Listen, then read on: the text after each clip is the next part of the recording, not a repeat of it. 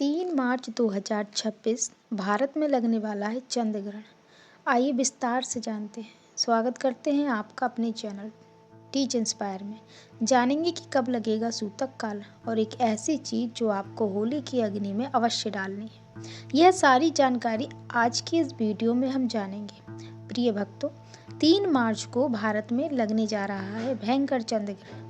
भक्तों, हिंदू कैलेंडर के अनुसार साल 2026 की यह होली कोई साधारण होली नहीं है। हाँ, यह सिर्फ रंगों की होली नहीं, आकाश और धरती के मिलन की होली है। इस बार जब हम फागुन की पूर्णिमा पर होलिका दहन की पवित्र अग्नि प्रज्वलित करेंगे, उसी समय आकाश में भी एक अद्भुत और रहस्यमयी घटना घटित होने जा रही होगी। जी हाँ प्रिय भक्तों, इस वर्ष होली के दिन चंद्र ग्रहण का दुर्लभ संयोग बनने जा रहा है, जो भारत में भी स्पष्ट रूप से दिखाई देगा। और गर्भवती महिलाओं के ऊपर तो इसका प्रभाव इतना खतरनाक साबित होने वाला है कि जिसकी आप कल्पना तक नहीं कर सकते। इसीलिए इस दिन गर्भवती महिलाएं घर के अंदर ही रहें। भूल कर भी ना करें यह गलतियां, अन्यथा बाद में बहुत पछताना पड़ सकता है, क्योंकि यह कोई मामूली ग्रहण नहीं है। प्रिय मित्रों, यह होली खुशियों के साथ साथ सावधानी का भी संदेश लेकर आ रही है। यह रंगों के साथ साथ कर्मों की भी परीक्षा है और शायद इसी कारण 2026 की होली इतिहास में दर्ज होने वाली है। तैयार हो जाइए, क्योंकि इस बार रंग भी बरसेंगे और आसमान भी अपना अद्भुत रूप दिखाएगा। प्रिय मित्रों, आज की यह वीडियो बड़ी ही खास और महत्वपूर्ण है, थोड़ा सावधान करने वाली है, क्योंकि साल 2026 यानी कि वह साल जब रंगों का महापर्व होली एक ऐतिहासिक खगोलीय घटना का गवाह बनने जा रहा है। आप सब ने बिल्कुल ठीक सुना। इस बार होली के रंगों के साथ आसमान में एक अजीब सी हलचल भी देखने को मिलेगी। 3 मार्च 2026 के दिन भयंकर चंद्र ग्रहण लगने जा रहा है। प्रिय मित्रों, हमारे हिंदू धर्म में होली, दिवाली और रक्षाबंधन जैसे त्यौहार बड़े ही पवित्र और बड़े ही धूमधाम से मनाए जाते हैं। लेकिन जब इन त्योहारों पर ग्रहण का साया पड़ जाए तो खुशी के साथ साथ एक डर और शंका भी मन में बैठ जाती है।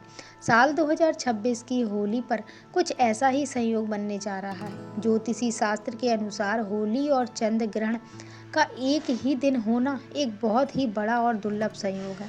अभी महाशिवरात्रि के बाद 17 फरवरी 2026 के दिन हम सभी ने सूर्य ग्रहण को झेला था। इससे ठीक 15 दिन बाद 3 मार्च होली के दिन अब चंद्र ग्रहण हम सभी को देखने को मिलेगा, जो कि भारत में भी साफ साफ रूप से नजर आएगा, जिसका असर न केवल हमारी कुंडली पर बल्कि हमारे भाग्य पर भी, यहाँ तक कि शेयर मार्केट पर भी इसका भारी असर हम सभी को देखने को मिलेगा। इतना ही नहीं, पूजा पाठ के साथ साथ ही पूरी दुनिया के वातावरण पर भी यह भारी पड़ने वाला है। 2 मार्च को होली मनाएं या फिर 3 मार्च को रंगों वाली होली किस दिन खेली जाएगी और बरसाने में होली कब मनेगी? चंद्र ग्रहण भारत में किस समय दिखाई देगा? भारत में नजर आएगा या फिर नहीं? इसका प्रभाव कहाँ कहाँ दिखाई देगा? सूतक काल कब शुरू होगा, कब समाप्त होगा? इस दौरान क्या क्या सावधानियां बरतने की आवश्यकता है, खासकर गर्भवती महिलाओं को, और हमारी कुंडली पर इसका कैसा असर पड़ेगा? सबसे ज़रूरी बात, ग्रहण खत्म होने के बाद और होलिका दहन से पहले आपको कौन से काम करने जरूरी है ताकि आपके परिवार पर कोई भी आंच ना आए, और वह एक कौन सी चीज़ है जो कि 3 मार्च को होली की अग्नि में आपको गुप्त रूप से डाल देनी है। तो आप इसके लिए आपको हमारी वीडियो को पूरा देखना होगा।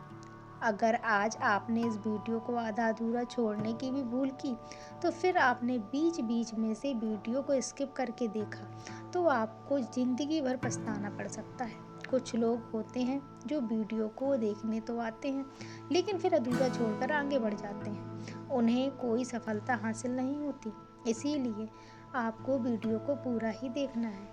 अगर आप भी चाहते हो कि चंद्र ग्रहण पर आप पर और आपके परिवार पर किसी भी प्रकार का कोई दुष्प्रभाव ना पड़े, तो इस वीडियो को अंत तक आप बने रहिए।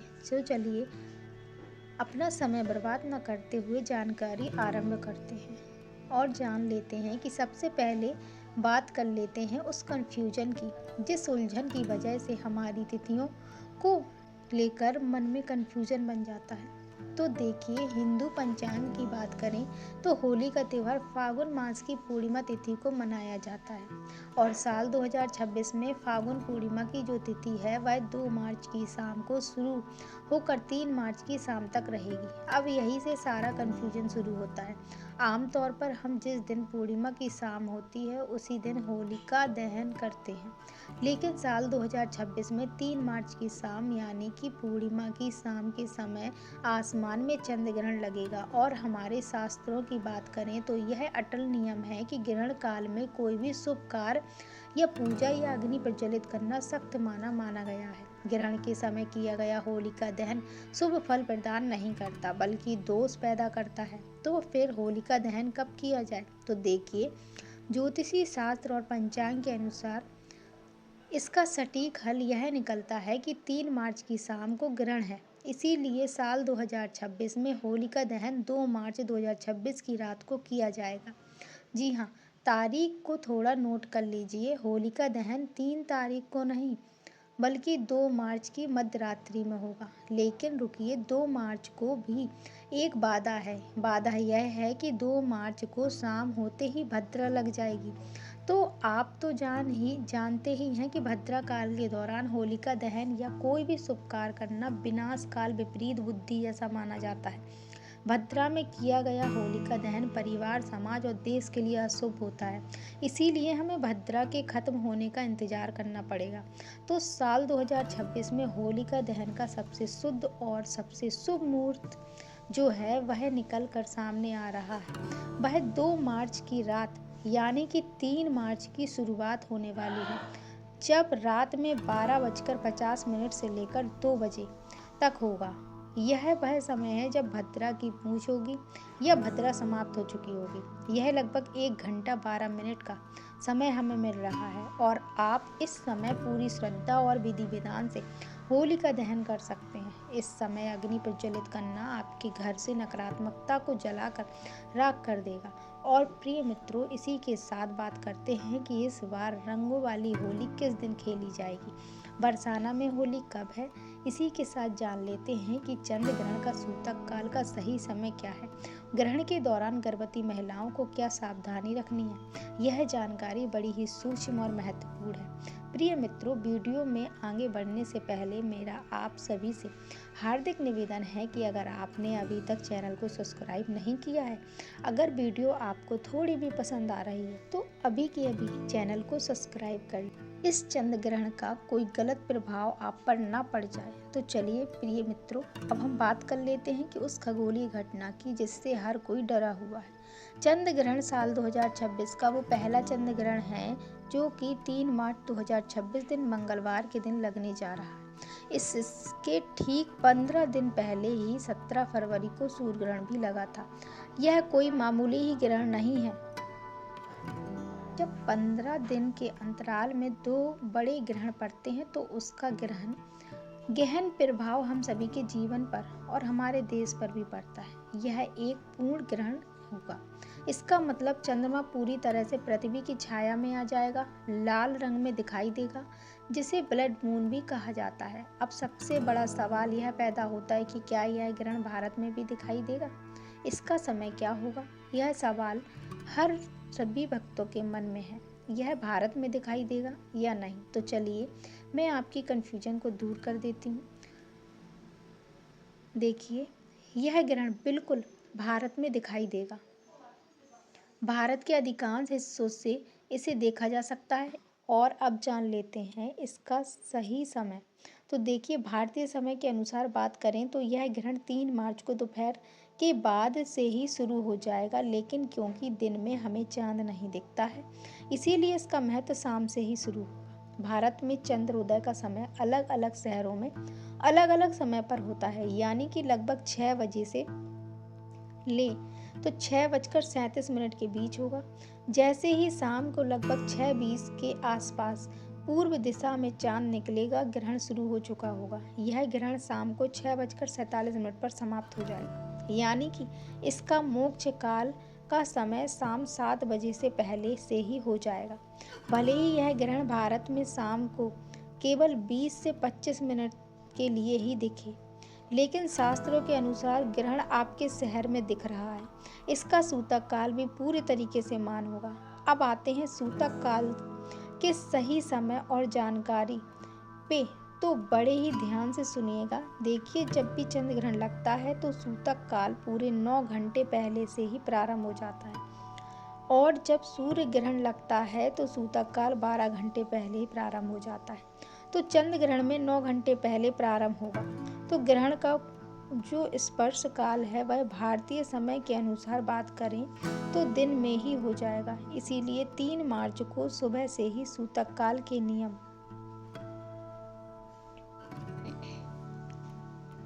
लागू हो जाएंगे। सूतक काल का सही समय 3 मार्च को सुबह 9:28 से शुरू हो जाएगा। यह सूतक काल ग्रहण खत्म होने के साथ ही यानी कि शाम को 6:47 तक लगातार चलेगा। सूतक काल को अशुद्ध समय भी माना जाता है। इस दौरान वातावरण में नकारात्मक ऊर्जा बहुत ही ज़्यादा होती है। तो आपको इस दौरान क्या करना है कि क्या नहीं करना है, यह आप कहीं नोट कर लीजिए, फिर इस वीडियो को सेव करके रख लीजिए। तो चलिए मित्रों, जान लेते हैं कि इस चंद्र ग्रहण के दौरान कौन से कार्य हैं जो भूल कर भी नहीं करने। तो देखिए, सबसे पहली बात, पूजा पाठ बिल्कुल भी वर्जित होती है। जब भी ग्रहण लगता है तो देखिए 3 मार्च को सुबह 9:30 से पहले आप सभी अपने घर में पूजा पाठ से निपट जाइए, और इसके बाद घर के मंदिर में जो कपाट हैं उन्हें बंद कर दीजिएगा, फिर पर्दा डाल दीजिएगा। भगवान की मूर्तियों को स्पर्श करना पूरी तरीके से वर्जित होता है।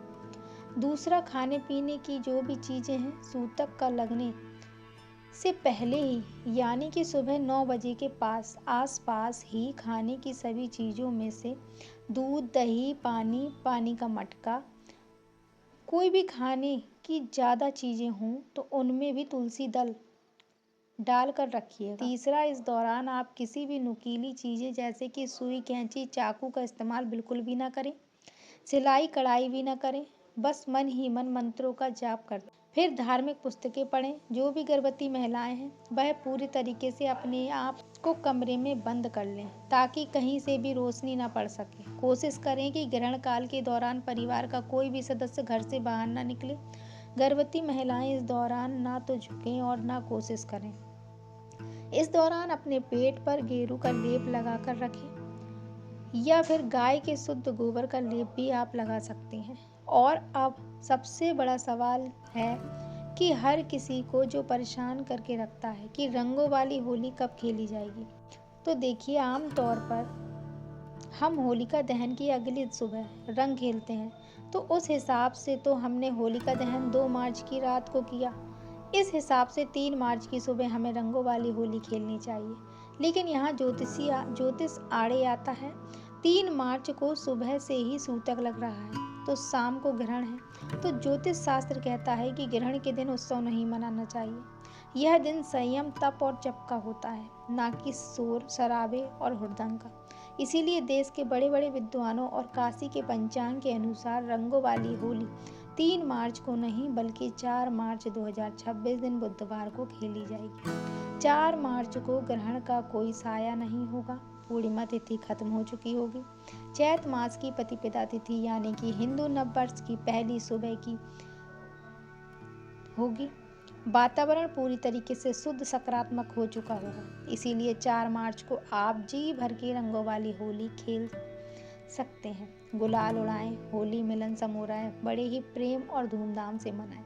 इस दिन पूरी तरह से शुभ योग भी बन रहे हैं। अब बात कर लेते हैं कि यह चंद्र ग्रहण भारत में कहां कहां पर दिखाई देगा, इसका ज्योतिष प्रभाव क्या है। तो देखिए, यह चंद्र ग्रहण मुख्य रूप से एशिया, ऑस्ट्रेलिया, अमेरिका और प्रशांत महासागर के क्षेत्रों में दिखाई देगा। प्रिय मित्रों, इस बार होली पर इतना बड़ा संयोग बन रहा है।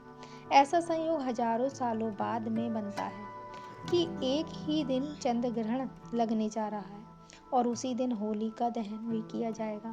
इस दिन से शुभ कोई और दिन नहीं होगा। इसीलिए मैं आपको बताना चाहूँगी कि इस दिन कुछ छोटे छोटे से कार्य आप कर लेते हैं तो आपको लाभ ही लाभ होगा। आप पर माता लक्ष्मी की कृपा ऐसी बरसेगी कि धन कभी भी कमी नहीं होगी। तो जो लोग मंत्र सिद्ध करना चाहते हैं उनके लिए यह सोने पर सुहागा रहेगा। ग्रहण काल के कारण होलिका दहन शाम के समय किया जाएगा। अगले दिन 4 मार्च 2026 के दिन बुधवार को धूमधाम से होली खेली जाएगी। प्रिय मित्रों, अगर आपके जीवन में समस्याएं खत्म होने का नाम नहीं ले रही हैं, होली की अग्नि में 3 चीज जरूर डालें। चाहे कितनी भी बड़ी समस्या हो, धन के मार्ग में कितनी भी बड़ी रुकावट हो, वह जड़ से नष्ट हो जाती है, क्योंकि होली की अग्नि में इतनी पवित्रता और इतनी शक्ति होती है कि यह बड़े से बड़े पापों को भी नष्ट करने की क्षमता रखती है। इसीलिए शास्त्रों में होलिका दहन को बहुत ही महत्वपूर्ण उत्सव के रूप में मनाया जाता है। लेकिन शास्त्रों में कुछ ऐसी वस्तुओं के बारे में भी बताया गया है जो भूलकर भी होली की अग्नि में नहीं डालनी चाहिए। कई लोग जानकारी न होने के कारण होली की अग्नि में इन चीज़ों को डाल देते हैं। ऐसा करना बहुत ही अशुभ माना जाता है। प्राचीन काल से ही होली के त्योहार को बुराई पर अच्छाई की जीत के प्रतीक के रूप में मनाया जाता है। होली का पर्व खुशियों और रंगों से जुड़ा होता है। प्रिय मित्रों, होली का दहन की रात को देवी शक्तियों का उदय होता है और असुरी शक्तियों का विनाश होता है। होली की रात इन दिव्य शक्तियों की पूजा आराधना करने से घर की दरिद्रता का नाश होता है और जीवन की सभी समस्याएं नष्ट होती हैं। शास्त्रों में कहा गया है कि इस दिन दुख तकलीफों से छुटकारा पाने के लिए सर्वोत्तम ही दिन माना गया है। नक्षत्र विद्या में होली की रात को सिद्ध की रात कहा गया है। इस दिन वातावरण में नकारात्मक और सकारात्मक दोनों प्रकार की ऊर्जा बहुत ही सक्रिय रहती है। इसीलिए प्राचीन काल से ही ऋषि मुनि तथा तांत्रिक आदि अपनी अपनी विद्या और पूजा पद्धति के अनुसार सिद्धियों को प्राप्त करते आए हैं। प्रिय मित्रों, होली की रात जो साधना की जाती है वह बहुत ही प्रभावशाली और फलदायी मानी जाती है। इस दिन उपाय करने से वह निश्चित ही सफल होती है, इसमें कोई शंका नहीं है। इसीलिए आज मैं आपको शास्त्रों में बताए गए उन महत्वपूर्ण उपायों के बारे में बताने जा रही हूँ जो आपको आपके जीवन से परेशानियों को खत्म करने में काम आएंगे। यह उपाय आपके घर की दरिद्रता को दूर करेंगे और परिवार में सुख शांति स्थापित करेंगे। इसीलिए आप इस दिन बिना चूके यह उपाय अवश्य करिए। शास्त्रों में कुछ गुप्त उपायों के बारे में भी बताया गया है जिन्हें हमेशा ही गुप्त तरीके से करना चाहिए। यह उपाय कभी भी दूसरों के सामने नहीं करने चाहिए, अन्यथा इनका फल व्यर्थ ही हो जाता है। तो चलिए सबसे पहले जानते हैं कि हमें होली की अग्नि में कौन सी चीजें हैं जो भस्म करनी चाहिए, यानी कि डाल देनी चाहिए, और कौन सी चीज डालना वर्जित बताया गया है। वीडियो में आगे बढ़ने से पहले एक बार सच्चे दिल से कमेंट बॉक्स में जय माँ लक्ष्मी अवश्य लिखें। वीडियो को एक लाइक कर दें। सबसे पहली बात प्रिय मित्रों, कई लोग होली की अग्नि में गन्ना डालते हैं। ऐसा करना शुभ फलदायक होता है, लेकिन ध्यान रहे कि गन्ने के टुकड़े करके नहीं डालने हैं, अन्यथा खराब गन्ना भी होली की अग्नि को अर्पित नहीं करना चाहिए। इससे होलिका माँ अत्यंत क्रोधित हो जाती हैं। खराब गन्ना कभी भी पूजा पाठ में भी इस्तेमाल नहीं किया जाता है। होली की अग्नि में जब आप गन्ना डालते हैं तो उसके ऊपर गन्ने के पत्ते जरूर होने चाहिए। अधूरा गन्ना होलिका में डालने से पूजा संपन्न नहीं होती। होलिका की अग्नि में गन्ना डालते समय उसकी संख्या 25 या फिर 7 इसी क्रम में होनी चाहिए। होली की अग्नि में नारियल चढ़ाना शुभ होता है, लेकिन नारियल चढ़ाने से पहले यह बात जान लें कि नारियल पानी वाला नहीं होना चाहिए। होली की अग्नि में हमेशा ही सूखा नारियल ही डालना चाहिए। आपको सूखे नारियल का ही इस्तेमाल करना चाहिए। नारियल डालने से पहले उसे अपने संपूर्ण परिवार के साथ स्पर्श करवा लें और फिर उसे होली की अग्नि में समर्पित करें। इससे घर परिवार के क्लेश और लड़ाई झगड़ा समाप्त हो जाते हैं। घर की नकारात्मक दूर परिवार में सुख शांति आती है, दरिद्रता दूर होती है। सूखा हुआ नारियल अग्नि में डालने से होलिका माता आपकी सभी परेशानियों को दूर कर देती हैं, आपको आशीर्वाद प्रदान करती हैं। अग्नि में नारियल डालने से अग्नि देवता भी प्रसन्न हो जाते हैं। आप अपने घर में जो भी भोजन बनाते हैं वह होली माता को जरूर अर्पित करें। होली में गुजिया अथवा मीठी रोटी जरूर चढ़ानी चाहिए। जो व्यक्ति ऐसा करता है उसे बहुत ही जल्द प्रत्येक मनोकामना संपूर्ण रूप से पूरी हो जाती है। इसीलिए आप मीठी गुजिया अवश्य ही बनाएं। होलिका माता को यह बहुत ही अधिक प्रिय होती है, इसीलिए होलिका दहन के दिन आप उसमें जरूर गुजिया का भोग लगाएं, जिससे कि आपकी सभी मनोकामनाएं पूर्ण हों। इससे होली माता अत्यंत ही प्रसन्न होती है। ध्यान रहे कि होली को गुजिया अथवा मीठी रोटी चढ़ाते समय वह 2 की संख्या में होनी चाहिए, 3 की संख्या में कभी नहीं चढ़ानी चाहिए। होलिका माता को आप बर्फी का भोग भी लगाइए, जो होली माता को सबसे अधिक प्रिय है। होली की अग्नि में गेहूं की बाली, कोई भी नई फसल चढ़ानी चाहिए। इसे आपके घर के कभी भी अन्न धन की कमी नहीं होती। होली माता को चावल और कच्चा पापड़ जरूर चढ़ाना चाहिए। अगर आपके घर में धन की समस्या है तो आप एक उपाय जरूर करें। होलिका दहन के दिन होली जलाने से पहले थोड़ा सा सिंदूर होली में डालकर श्री नमः इस मंत्र का उच्चारण करें। यह मंत्र महालक्ष्मी मंत्र है। इससे आपके जीवन में धन की कमी दूर होती है। होली की अग्नि में कभी भी कपड़े नहीं डालने चाहिए। शास्त्रों के अनुसार होलिका दहन के दिन कुछ कार्य कभी नहीं करने चाहिए, जैसे कि महिलाओं को अपने बाल खुले रखकर होली के समक्ष नहीं जाना चाहिए। महिलाओं को अपने बाल बांधकर ही होलिका माता का पूजन करना चाहिए। माना जाता है कि इस दिन नकारात्मक शक्तियां चरम सीमा पर होती हैं। बाल खुले रखने से यह नकारात्मक शक्तियां आपकी ओर आकर्षित हो सकती हैं। अगर कोई स्त्री मासिक धर्म का पालन कर रही है तो उसे होली की अग्नि नहीं जलानी चाहिए, पूजा भी नहीं करनी चाहिए। शास्त्रों में इसे वर्जित बताया गया है। साथ ही साथ गर्भवती महिलाओं को होलिका की अग्नि के समीप बिल्कुल भी नहीं जाना चाहिए। इससे होने वाले बच्चे पर नकारात्मक प्रभाव पड़ता है। तो प्रिय मित्रों, उम्मीद है कि आपको यह जानकारी, यह वीडियो पसंद आई होगी। अगर आप सभी को यह वीडियो जानकारी अच्छी लगी है तो इस वीडियो को लाइक करें, दूसरों के साथ शेयर करें, ताकि वह लोग भी इस जानकारी का लाभ उठा सकें। ऐसी ही धार्मिक जानकारियाँ प्राप्त करने के लिए हमारे चैनल को अगर आपने सब्सक्राइब नहीं किया है तो अभी के अभी सब्सक्राइब करें। बोलिए राधे राधे।